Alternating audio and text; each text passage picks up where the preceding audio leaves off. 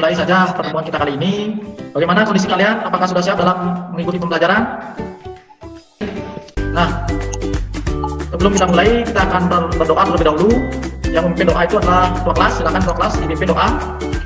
Baik teman-teman, sebelum kita mulai pembelajaran pada pagi hari ini, mari kita berdoa menurut agama dan kepercayaan. Berdoa selesai. Ya, terima kasih. Ketua kelas sudah memimpin doa kali ini. Nah, nanti kalian juga untuk hariannya bisa kalian absen di WA group. Di sana nanti kalian absen sebagai bukti nanti ya. Nah, sebelumnya kita sudah mempelajari materi mengenai jenis-jenis norma, pengertian norma, dan hubungan antar norma. Nah, kali ini kita akan masuk ke sub bagian yang kedua mengenai jenis pelanggaran norma dan juga kita akan share screen dulu. Sudah kelihatan anak-anak? Manfaat yang akan kita dapatkan dari mempelajari materi ini adalah nantinya kita akan bisa menemukan bentuk-bentuk pelanggaran norma dalam masyarakat, menunjukkan contoh-contoh pelanggaran norma dalam masyarakat, menemukan faktor-faktor penyebab dan menawarkan solusi untuk kasus pelanggaran norma di masyarakat. Nah, itu dari segi manfaat dari pembelajaran yang kita akan lakukan. Nah, adapun indikator pencapaian kompetensi, yang pertama adalah menelaah jenis-jenis pelanggaran norma di masyarakat, menemukan penyebab terjadinya pelanggaran terhadap norma-norma yang berlaku di masyarakat. Sementara tujuan pembelajarannya adalah melalui diskusi kelompok, siswa mampu menemukan bentuk-bentuk pelanggaran norma dalam masyarakat. Melalui diskusi kelompok, siswa mampu menunjukkan contoh-contoh pelanggaran norma dalam masyarakat. Melalui diskusi kelompok, siswa mampu menemukan faktor-faktor penyebab terjadinya pelanggaran norma dalam masyarakat. Dan siswa mampu menawarkan solusi untuk kasus pelanggaran norma di masyarakat. Nah, itu untuk tujuan pembelajaran yang akan kita untuk diskusi kelompok nanti sesuai dengan pembagian kelompok yang sudah kita lakukan sebelumnya. Di sini ada mengenai beberapa forum diskusi yang bisa kalian gunakan untuk melakukan diskusi kelompok. Nah, beberapa sudah memasukkan nama-nama anggota kelompok. Nah, di sini ada juga kelompok 1, kelompok 2, dan juga kelompok 3 ya. Nah, benar sekali itu videonya berisi tentang perilaku sesuai norma dalam kehidupan masyarakat. Nah, kegiatan selanjutnya sesuai dengan apa yang Bapak tadi sampaikan, Bapak akan memberikan kalian sebuah permasalahan seperti yang terdapat dalam LKPD. Nah, di sana nanti kalian bisa berdiskusi. Silakan kalian diskusikan sesuai dengan permasalahan yang terdapat dalam LKPD bersama kelompoknya masing-masing. Sudah bisa dipahami, anak? 1. Jika dilihat dari contoh kasus di atas, kasus tersebut merupakan salah satu pelanggaran norma. Kasus di atas adalah pelanggaran norma hukum. Nah, mereka telah mencuri sepeda motor di kota Kupang dan mereka telah melanggar peraturan di masyarakat. 2. Jika dilihat dari contoh kasus di atas, jelaskan akibat yang ditimbulkan dari pelanggaran norma hukum bagi diri sendiri, keluarga, dan masyarakat. Akibat yang ditimbulkan dari pelanggaran tersebut kepada diri sendiri adalah membuat diri sendiri menjalani hukuman di penjara. Akibat bagi keluarga adalah bisa menimbulkan kerusakan dan merusak nama baik. Akibat bagi masyarakat, keselamatan masyarakat yang jelas yang punya pelanggaran, rendahnya kualitas pendidikan, rendahnya kesadaran hukum masyarakat, kurangnya pengetahuan tentang norma. Nomor 4, coba kalian berikan solusi dari kasus pelanggaran norma tersebut dengan memberikan sanksi sesuai dengan yang telah diperbuat dan tegur supaya tidak melakukan tindakan dan hal seperti itu lagi. Salah di Pak? Ya, Pak, mau bertanya, Pak. Ya. Apakah solusi yang harus kita lakukan oleh siswa untuk mengurangi terjadinya pelanggaran norma di masyarakat?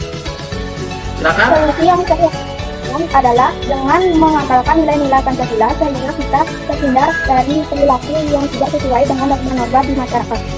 Ya, bagus sekali. Tepuk tangan dulu untuk dua temannya yang sudah bertanya dan juga menjawab. Om Swastiastu.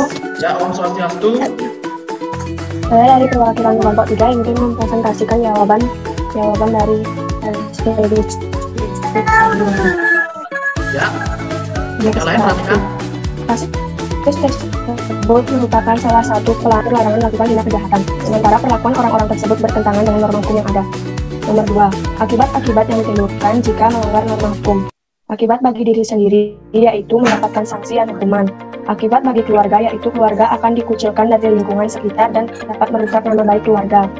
Akibat bagi masyarakat, yaitu akan menjadi pengaruh buruk bagi pemuda-pemudi bila ditiru. Nomor 3, faktor-faktor yang menyebabkan terjadinya pelanggaran norma di masyarakat, yaitu faktor ekonomi, faktor pergaulan, faktor kualitas iman, dan faktor kekurangannya pengetahuan tentang norma. Keempat, solusi menurut kami yaitu memberikan sanksi kepada pelaku agar merasa jerah. Sekian presentasi kami, terima kasih. Om Santi Om. Ya, tepuk tangan dulu. Kelompok 3. Nah, dari hasil presentasi kelompok 3, siapa yang ingin bertanya dari kelompok lain? Yanti? Pak, baik. Ya. Silakan. Bagi kelompok 3 nanti diperhatikan pertanyaannya. Faktor utama penyebab dari pelanggar norma di masyarakat. Ya, siapa yang mau menjawab? Ya, Kartika. Faktor utama penyebab pelanggaran norma adalah berasal dari dalam diri sendiri. Sedangkan faktor selanjutnya adalah lingkungan. Jika dalam lingkungan itu memang banyak yang melanggar norma, pasti kita akan terpengaruh. Jika tidak, kita akan tidak terpengaruh. Sekian. Ya, itu tanggapan dari kelompok 3 yang diwakili oleh Citra Kartika Dewi. Yunianti, bagaimana? Sudah bisa diterima itu pertanyaan jawabannya? Tidak, Pak. Nah, itu adalah presentasi dari beberapa kelompok yang sudah ikut dalam kesempatan kali ini. Nah, setelah kalian selesai menjawab soal yang sudah Bapak share tadi melalui grup WA, untuk kegiatan pembelajaran kali ini, Bapak inginkan kalian itu nanti membuat rangkuman mengenai materi yang sudah Bapak berikan, dan itu dibuat dalam kertas catatan atau buku catatan. Nah, selanjutnya kesimpulan dari materi yang sudah kita pelajari atau sudah kalian pelajari tadi, siapa yang bisa menyimpulkan? Bisa, Pak. Ya, silakan disimpulkan apa yang sudah kita pelajari. Kesimpulannya adalah jenis-jenis pelanggaran norma di masyarakat. 1. Pelanggaran norma hukum, pelanggar aturan lalu lintas, mencuri atau mengambil hak orang lain. 2. Pelanggaran norma agama, tidak melakukan ajaran agama yang dianut, menyakiti orang lain. 3. Pelanggaran norma kesusilaan, mencontek saat pulangan, buang air kecil sembarangan, membuang sampah sembarangan. 4. Pelanggaran norma kesopanan, tidak hormat pada guru dan orang tua, meludah sembarangan, memotong pembicaraan orang lain atau mencela. Dalam kehidupan sehari-hari masih banyak ditemukan perilaku tidak patuh terhadap norma. Ada beberapa penyebab kesadaran terhadap kepatuhan pada norma-norma dalam kehidupan masih rendah, yaitu sebagai berikut. Faktor pribadi, berkaitan atas sifat dan karakter dalam diri sendiri yang belum memiliki kesadaran berlaku taat aturan. Faktor lingkungan, yaitu pengaruh lingkungan kehidupan baik keluarga maupun masyarakat yang belum memberikan daya dukung terhadap pembentukan watak patuh pada aturan. Misalnya karena kurangnya perhatian dari orang tua, pergaulan dengan teman sebaya yang tingkah lakunya kurang baik, atau tinggal di lingkungan yang kurang teratur dan kumuh. Sudah? Nah, itu kesimpulan yang sudah disampaikan oleh Sarah Diva. Tepuk tangan dulu. Nah, selanjutnya kalian akan Bapak berikan PR atau tugas untuk dikerjakan di rumah. Itu nanti kalian bisa akses dalam Google Classroom. Dan untuk pertemuan berikutnya kita akan mempelajari mengenai pentingnya norma hukum dalam kehidupan masyarakat untuk mewujudkan keadilan. Nah, itu juga akan Bapak share nanti di Google Classroom. Dan nantinya kalian bisa lihat dan pelajari sebelum kita memulai pembelajaran di pertemuan berikutnya. Nah, untuk kegiatan kali ini ada yang ingin ditanyakan lagi? Sudah jelas? Ya, Pak. Ya, Pak. Ya, kalau sudah jelas. PR-nya kerja kelompok ya, Pak. Ya, nanti tugasnya individu ya, anak. Ya.